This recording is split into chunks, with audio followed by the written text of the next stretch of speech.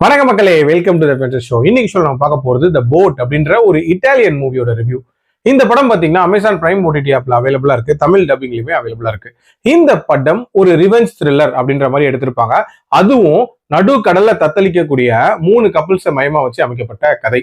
ஆக்சுவலா இந்த 3 கப்பிள்ஸுமே ஸ்டார்டிங்லயே காட்டுவாங்க. இவங்களுக்குள்ள பல வருஷங்கள் பழக்கம் இருக்கும் அப்படின்னே சொல்லலாம். அண்ட் ஜாலியா ஒரு ட்ரிப் போலாம் அப்படின்ற மாதிரி போட் எடுத்துட்டு கடலுக்குள்ள போவாங்க.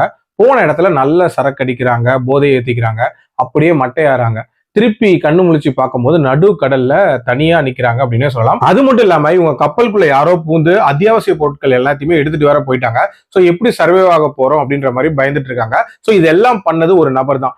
எதுக்காக பண்ணாரு, அதுக்கு பின்னாடி இருக்கக்கூடிய அந்த பிளாஷ்பேக் என்ன, அண்ட் டுவர்ட்ஸ் எண்ட் யாரெல்லாம் சர்வே ஆனா அப்படின்ற மாதிரி நிறைய விஷயங்களை சொல்லக்கூடிய ஒரு படம் தான் இந்த படம். இந்த படம் ஒரு ரொட்டீனான ரிவெஞ்ச் த்ரில்லர் எப்படி இருக்குமோ அதே டெம்ப்ளேட்ல அமைக்கப்பட்ட கதை தான். இன்ஃபேக்ட் நிறைய விஷயங்கள் நீங்க ஆல்ரெடி பார்த்த மாதிரி தான் இருக்கும் அண்ட் ரொம்பவே ப்ரெடிக்டபிளாவே இருக்கும். பட் இருந்தாலும் இந்த படத்துல என்ன புதுமையா பண்ணிருக்காங்க அப்படின்னா, அந்த கப்பல் நடுக்கடல்ல தத்தளிக்குது, அதுல என்ன நடக்க போகுது அப்படின்ற ஒரு சின்ன டென்ஷன் ஸ்டார்டிங்ல நீட்டா பில்ட் பண்ணிருப்பாங்க. அதே மாதிரி அந்த வில்லன் வெளியே இருந்தே இன்ஸ்ட்ரக்ஷன்ஸ் கொடுக்குற மாதிரியான சில காட்சிகள் எல்லாம் நல்லா பண்ணியிருந்தாங்க. அண்ட் ஃபுட்டுக்கே வந்து தடுமாறுற மாதிரியான சில காட்சிகள்லாம் இருக்கும், அதுவுமே நீட்டா இருந்துச்சு. அண்ட் அந்த பிளாஷ்பேக் அப்படின்றது டு அன் எக்ஸ்டென்ட் ஓகேவா பண்ணியிருந்தாங்க அப்படின்னே சொல்லலாம். அண்ட் ஸ்டார்டிங்ல இருந்து எண்ட் வரைக்குமே ஒரு மாதிரி எங்கேஜிங்கா தான் போச்சு, பெருசா லேக் அப்படின்றதெல்லாம் இல்ல.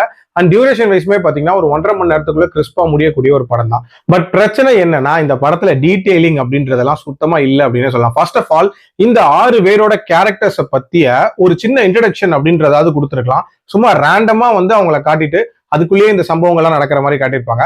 சோ அதுவே இந்த படத்துக்கு ஒரு நல்ல டோனை செட் பண்ணல. அதே நேரத்துல அந்த பிளாஷ்பேக்கை காட்டியிருப்பாங்கல்ல, அது ஓரளவுக்கு நல்லா இருந்தாலும் அதுல இன்னும் கொஞ்சம் இம்பாக்ட்ஃபுல்லான காட்சிகள் அப்படின்றதுமே அமைச்சிருந்திருக்கலாம்.